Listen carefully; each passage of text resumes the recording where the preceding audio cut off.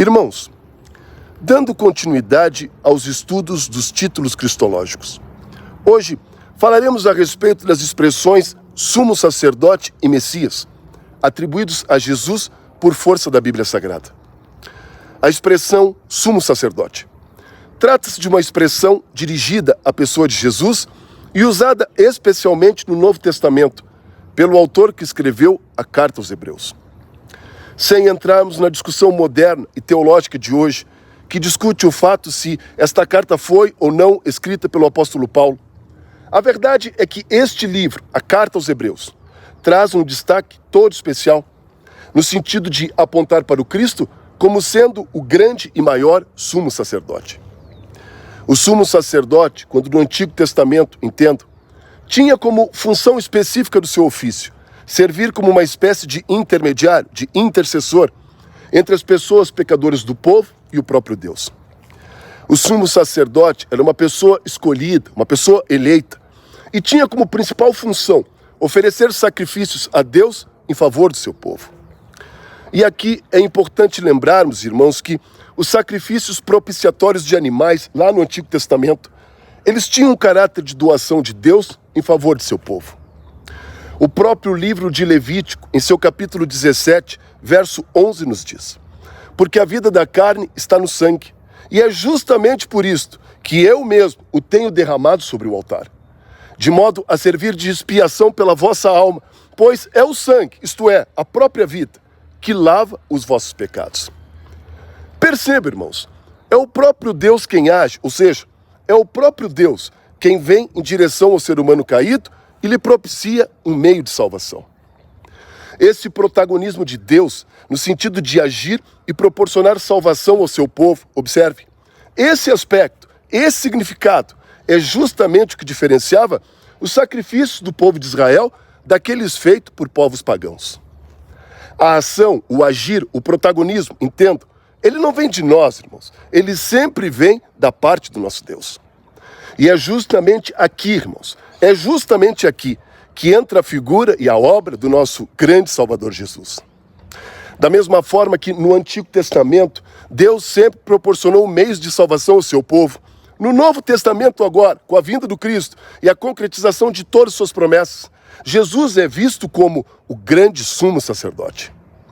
O Novo Testamento nos mostra que esses sacrifícios de animais, lá no Antigo Testamento, eram apenas sombras daquilo que estaria por vir, quando do supremo e definitivo sacrifício do nosso Senhor.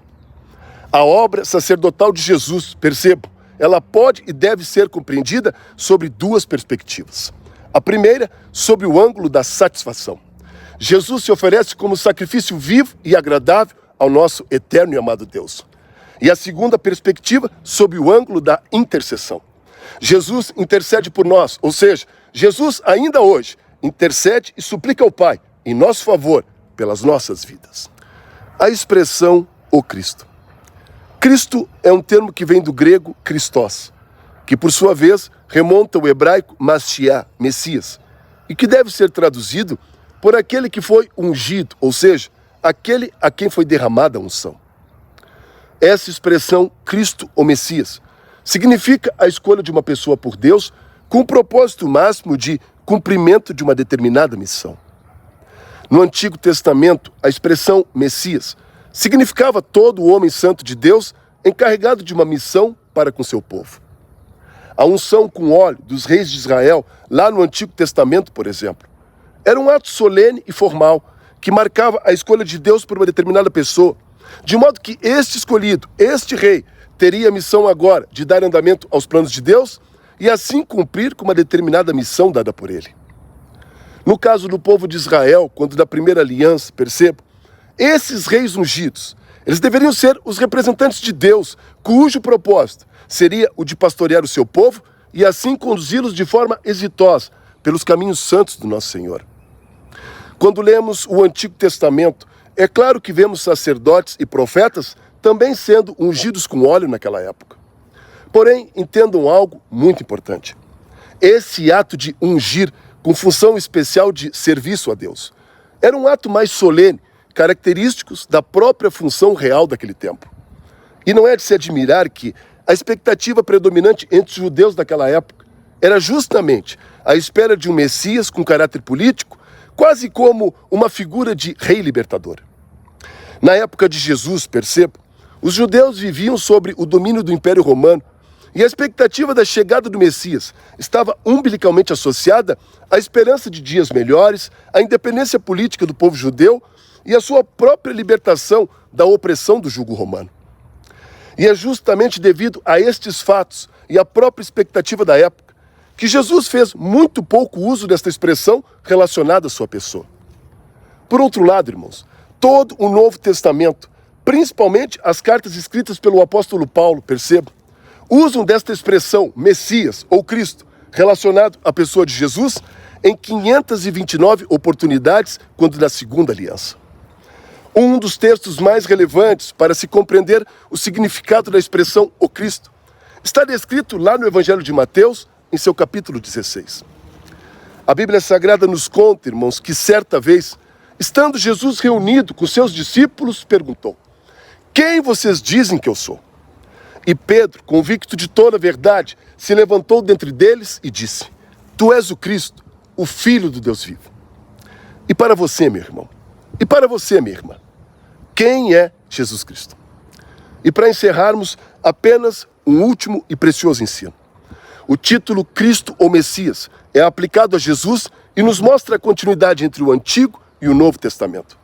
Aquele que nos foi prometido pelos profetas, lá no Antigo Testamento, o escolhido, o ungido de Deus, é o mesmo Jesus que no Novo Testamento agora nos é anunciado por evangelistas e apóstolos. Jesus é o Cristo, ou seja, é a concretização plena e eficaz de todas as promessas anunciadas pelos profetas. Irmãos, encerramos aqui a parte 3 dos estudos acerca dos títulos cristológicos. No próximo sábado, às 7 horas da manhã, aqui na página da Salvos, teremos o 4º vídeo desta série, a respeito dos títulos cristológicos atribuídos ao nosso Jesus.